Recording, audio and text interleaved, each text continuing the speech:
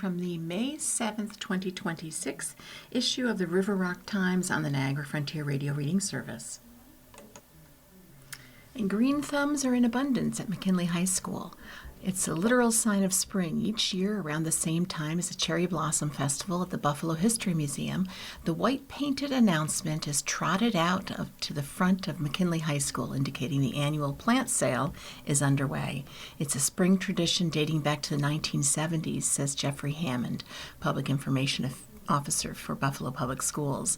The greenhouse at McKinley High School is the only large-scale greenhouse in Buffalo Public Schools. There's also a smaller 10 by 10 greenhouse at South Park, which supports a smaller horticulture program. The McKinley Greenhouse is the second largest educational greenhouse in New York State, behind only Cornell University, and measures an astonishing 3,750 square feet, in addition to the koi pond in the courtyard.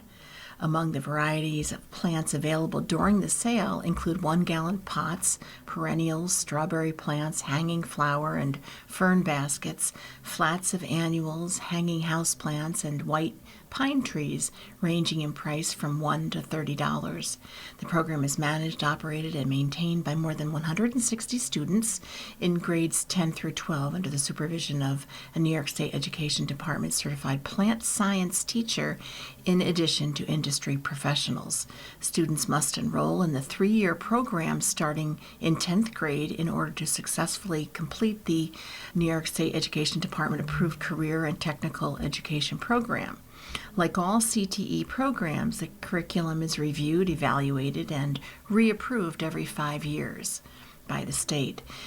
The plant sale runs through this weekend in honor of Mother's Day, but plants will still be available for several weeks to help Buffalo residents and garden enthusiasts spruce up their yards and flower beds for spring. Proceeds are reinvested directly into the program and also support student scholarships, Hammond says. Students also participate in smaller sales tied to other holidays throughout the year, like fall, winter, and Valentine's Day, but the Mother's Day sale is the largest. The students are learning more than just good horticultural practices, he adds. The sale serves as an instructional capstone. Students receive hands-on experience in marketing, sales, customer service, and basic business management, helping prepare them for the real-world employment. The sale is open to the public from 8:30 until 3, Monday through Friday. And Golenbeck says mayor's budget proposal has 25% increase on garbage fees, too.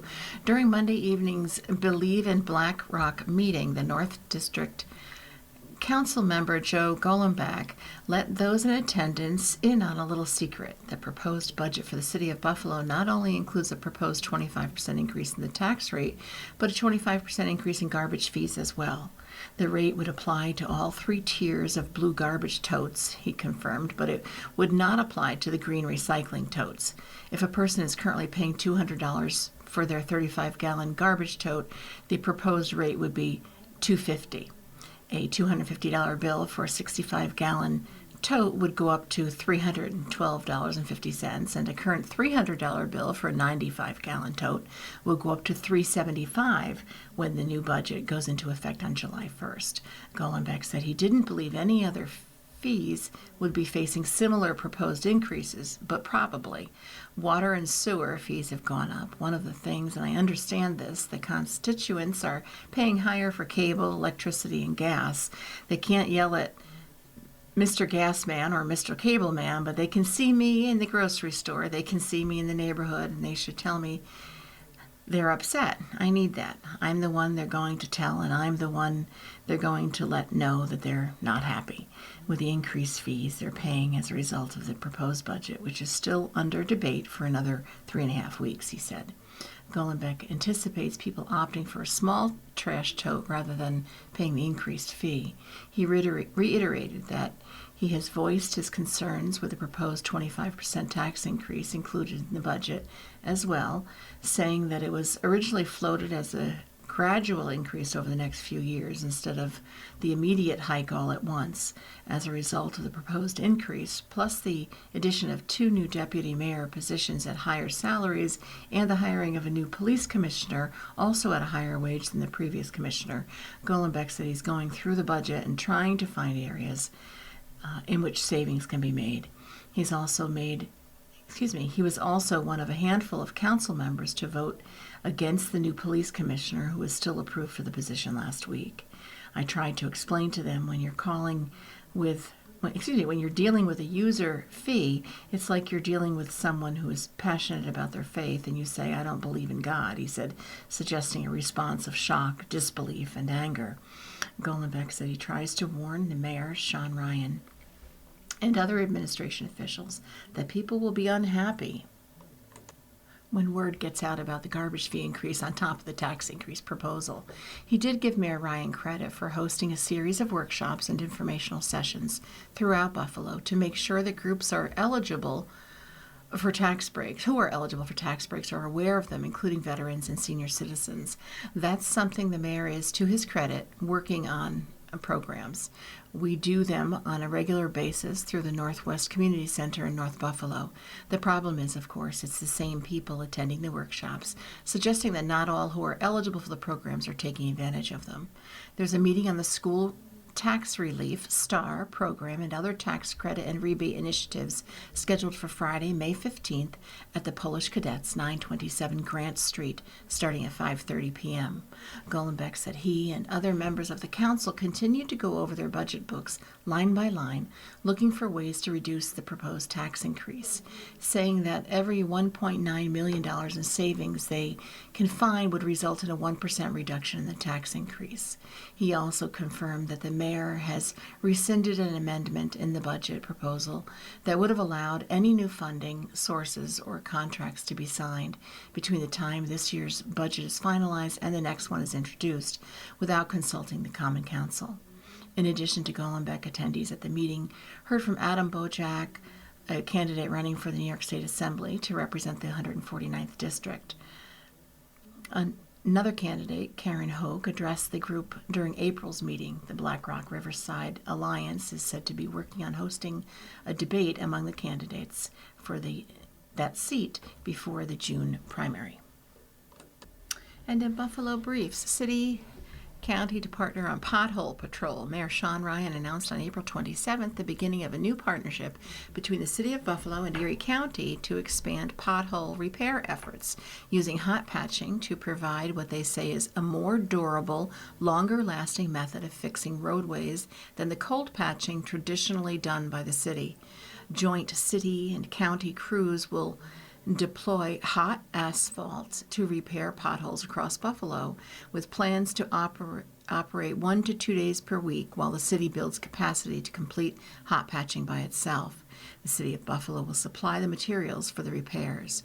During this partnership, the mayor's office says hot patching will be reserved for potholes with larger surface areas or those requiring more durable repairs, while smaller or temporary fixes may still be addressed with traditional cold patching methods.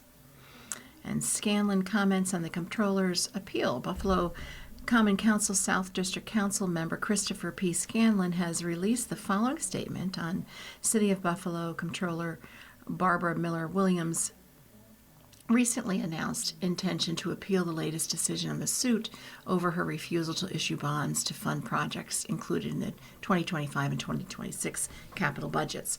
He stated yesterday, Comptroller Barbara Miller Williams announced that she intends to once again appeal a court's decision requiring her to perform her charter-mandated responsibilities. The comptroller, despite her claims that she is looking out for the financial well-being of the city and its residents, is extending a legal battle which has already cost the residents of our city hundreds of thousands of dollars. In addition, her dereliction of her duties, has and will continue to cost Buffalonian tens of millions of dollars due to delays in large-scale infrastructure projects. The comptroller's failure to act is nothing short of negligence at this point. The residents of Buffalo deserve better. And Hill to receive Woman of Distinction Award. New York State Assemblyman Bill Conrad announced May 1st the finalists for the 140th District's 2026 Woman of Distinction Award, for which Conrad sought nominations through Women's History Month, observed annually in March. The Twin Cities, town of Tonawanda, village of Kenmore, and North Buffalo are home to so many accomplished, awe-inspiring women, Conrad said. It is my honor to receive our community's nominations and to help share the winners' contributions with this Assembly District and my colleagues in Albany. This year, the chosen honoree is Julie Hill, a youth mental health advocate. She is a 10-year veteran of Mental Health Advocates of Western New York, a nonprofit organization of specialists who provide fellowship programs, free legal help with civil matters, and court-appointed advocates, family and work support, early intervention and prevention services for youngsters, treatment referrals, and more. Hill serves as a youth peer advocate, YPA, using her lived experience with mental health challenges to help children and young adults aged 9 to 26. She is known for an amazing ability to connect with young people, as well as generously offering her leadership and mentorship for the benefit of the YPA program. She was nominated by Nicole Shields, Mental Health Advocates of Western New York's Director of Peer Support. Julie shows high passion, integrity, grit, and determination in her work, Shields wrote.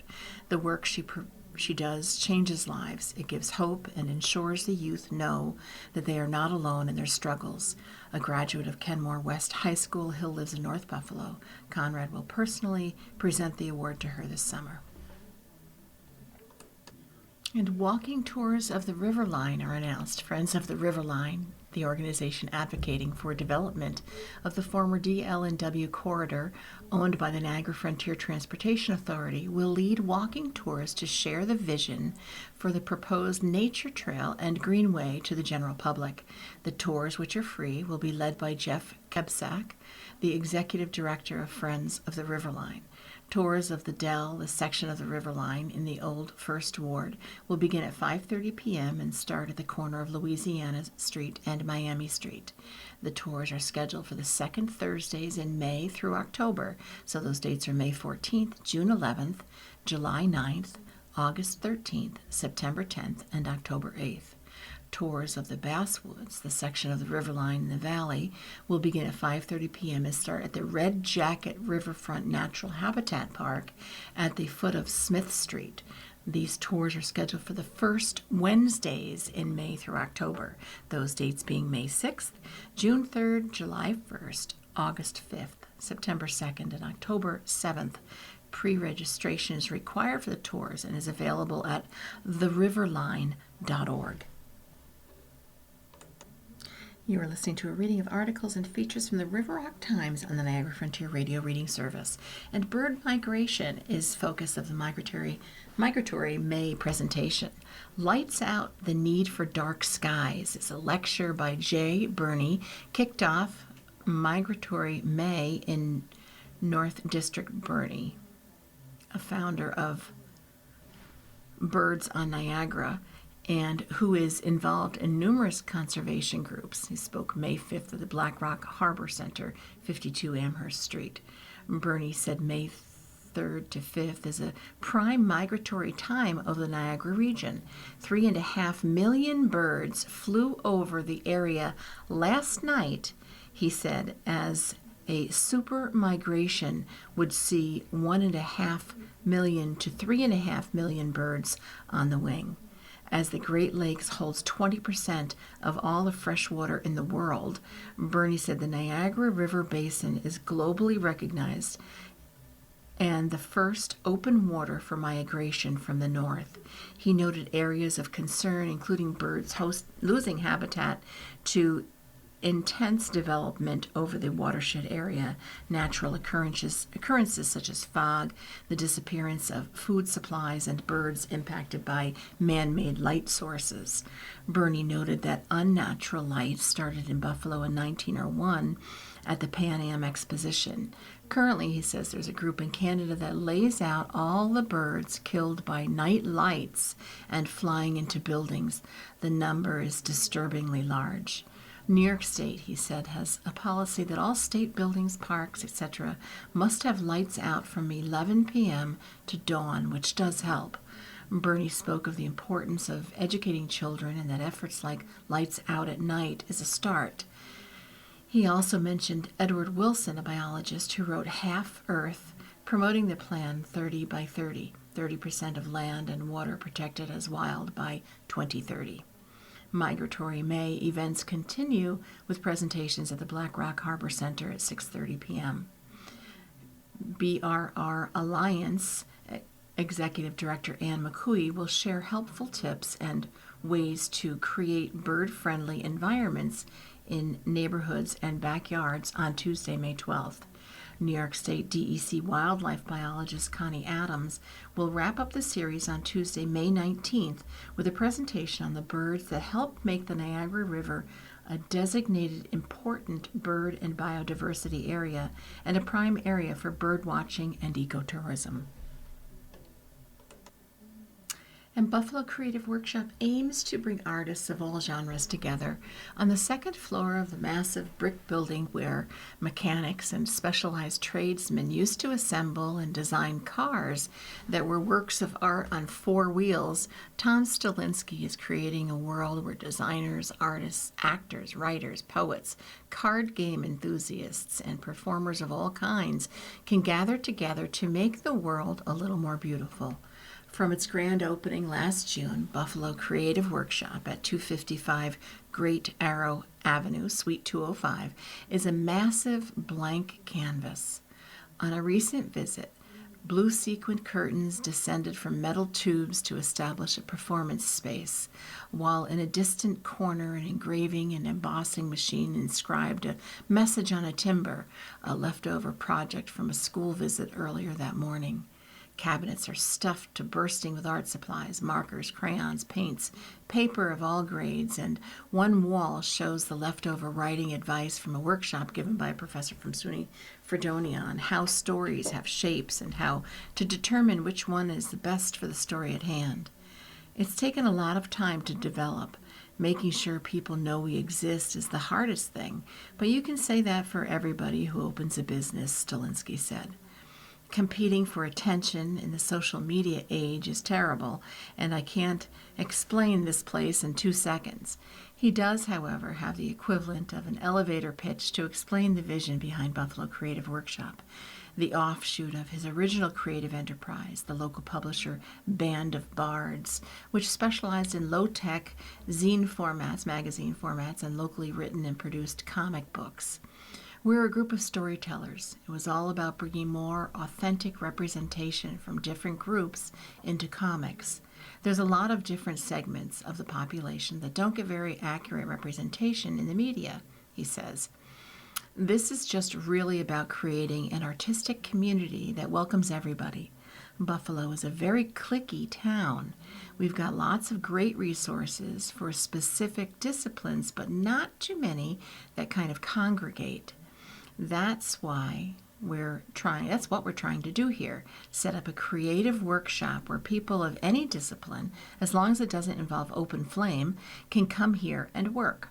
There's room for flaming swords, he laughs, but there's a lot of fabric and flammable material, and it's best not to do anything that might damage the building or their supplies or cause headaches for the building insurance. There's a space for everyone. Buffalo Creative Workshop also works with local schools for creative projects that involve newer technologies, including 3D printing and a special machine that can engrave and emboss designs onto things ranging from hockey pucks to those trendy insulated timbers. There's a regular monthly Kids Day to help give parents a break from their tables and floors being covered in paint and glue, in addition to card game tournaments like the monthly Yu-Gi-Oh! Games Stalinsky hosts, plus Saturday Academy in partnership with some Buffalo schools. That's part of why the workshop is a sober space without any alcohol allowed in the room, to make it more friendly to both children and people who are looking for a place to be creative without the influence or pressure of alcohol or other substances.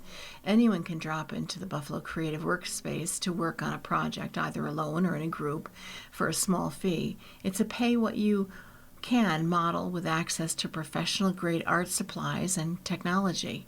Memberships are available with different benefits provided at each of the 3 tiers, including unlimited co-working time, access to snacks and drinks, discounts in the retail shop featuring local artists and authors.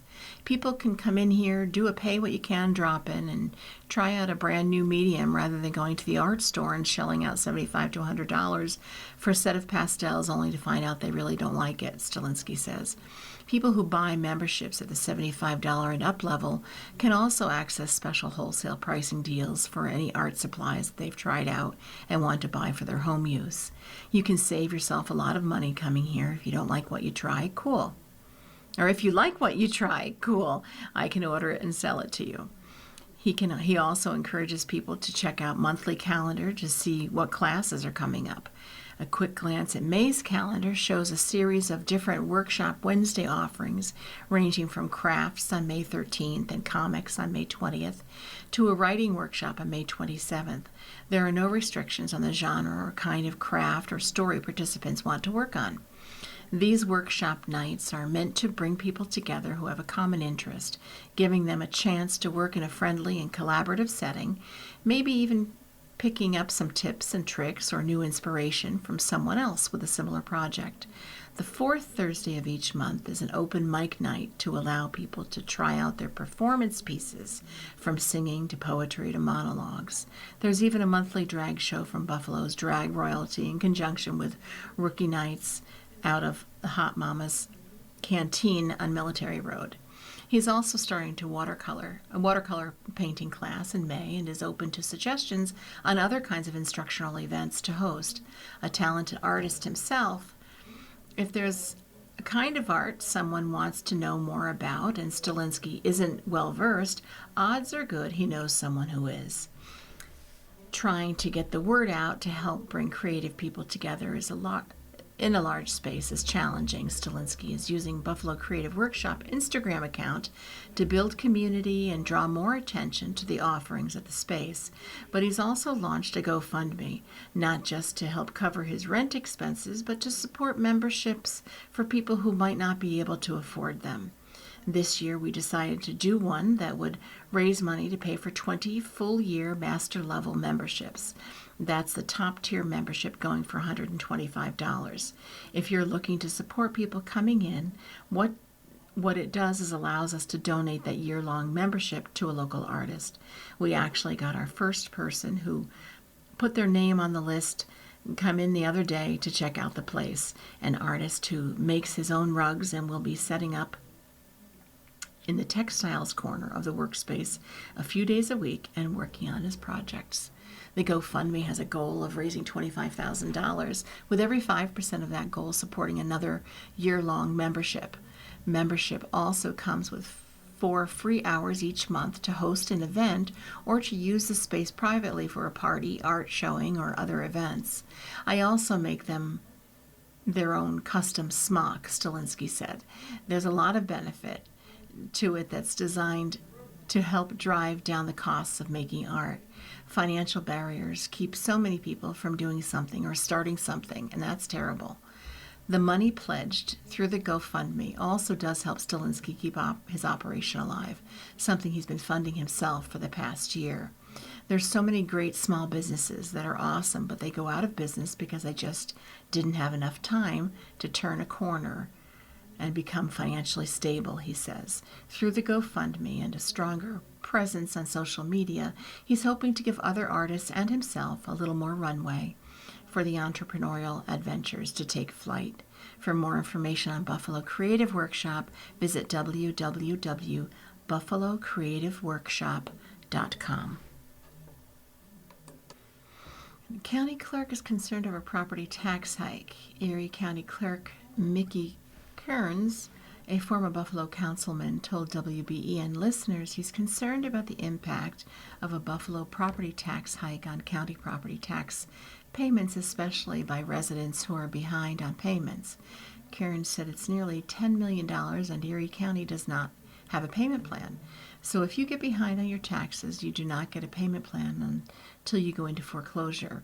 And once you go into foreclosure, for many people, that's going to be difficult. When you get behind, you're paying the 18% interest rate. What concerns me is that you have a 25% increase. And I've met with some of the Buffalo Common Council members and did express this to them, that it's very concerning. That number is growing exponentially, but 18% when you're behind on your taxes. Now with that 25% city property tax increase, we would be facing a catastrophic foreclosure on many people, especially in our African American communities, many of our Hispanic communities, and really any community where they can lose generational wealth. And finally, a couple of events. Thursday, May 14th, Design and Symbolism, the Beauty of Forest Lawn.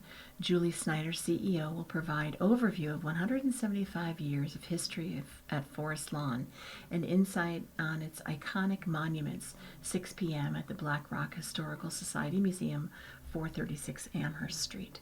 And on Wednesday, May 20th, Rediscover Riverside meeting at 6 p.m., St. Mark's All Saints on Ontario Street, 6 p.m.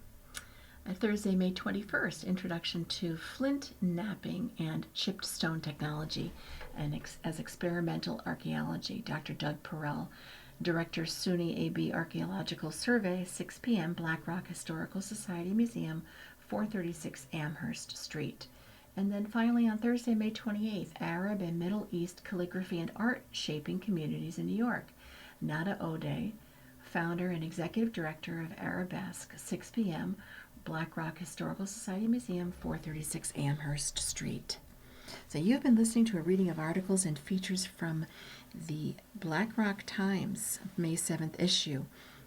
River Rock Times, May 7th issue. We read from the River Rock Times on Tuesdays at 8:30 a.m. Your reader is Benny Lane. Thank you for listening.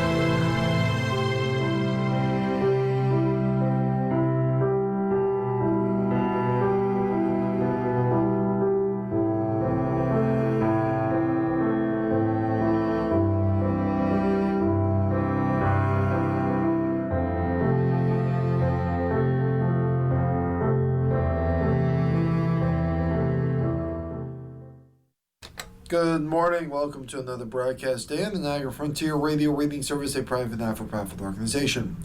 Radio Reading Volunteers broadcast daily readings of newspapers, magazines, and books to area blind and handicapped persons throughout Western New York and Southern Ontario's Niagara Peninsula. Our phone number here is area code 716-821-5555. Our broadcast studios are at 1199 Harlem Road, Buffalo, New York, 14227. Our agency website is nfradioreading.org. As always, please stay with us. Our Radio Buffalo News is coming up in just a second. And feel free to contact us with your comments, suggestions, or any questions you may have. The following program is intended for listeners who are blind.